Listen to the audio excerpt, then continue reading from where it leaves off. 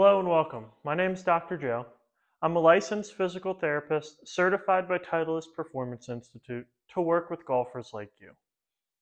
One of the most common questions I get in my line of work is whether or not someone can golf after a total hip replacement. Now the short answer is yes, but there's some more complexity there that you need to understand if you want to get back as soon as possible and stay back. Now the first thing you need to know is once you have had a total hip replacement, you've got a completely new joint, which means the joint itself should work perfectly fine, no problems. Your real worry is going to be the tissue around the joint. Because the surgery is pretty gruesome, you have to yank and pull muscles, tendons, ligaments out of the way to get to that joint for the replacement. You also have to drill into some bone. So you need at least a little bit of recovery time to get back to the course. I have another video that I'll link at the end of this talking about the timeline. But the big thing about returning to golf after total hip replacement is making a little change to your swing. Now in the 2000s, everyone fell in love with the modern golf swing that was a full turn with your feet flat on the ground and stable. And some people can do that, but it's a pretty hard position if you don't have great flexibility.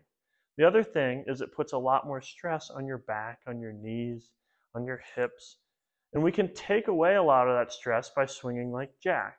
The greatest of all time had a fantastic swing for someone with a hip replacement. So instead of positioning here, going into your takeaway and feet staying flat, I would very early on let that inside foot roll, let the heel lift, and let myself turn. That deloading of this leg is going to allow much easier turning. You can do the same thing on the other side, where you go into the backswing, the foot lifts, downswing, and the back foot lifts. Now, it may take you a little bit of time to get used to it, but you can do a drill like this where you swing the club back and forth and just allow your feet to come up naturally. With enough repetitions, I promise it'll become second nature. The other thing to watch out for is it's not even necessarily the swing that gives us the biggest problem after a hip replacement. Anytime you go down to pick up the ball, if you were to do that on your hip replacement side, that's a lot of stress. Or squatting down to read a putt. So sometimes it's these other activities that aren't specific to the swing that make returning to the golf course difficult. But again, if you follow your physical therapist guidelines, go through the timeline well, again, I will give you a timeline in the next video.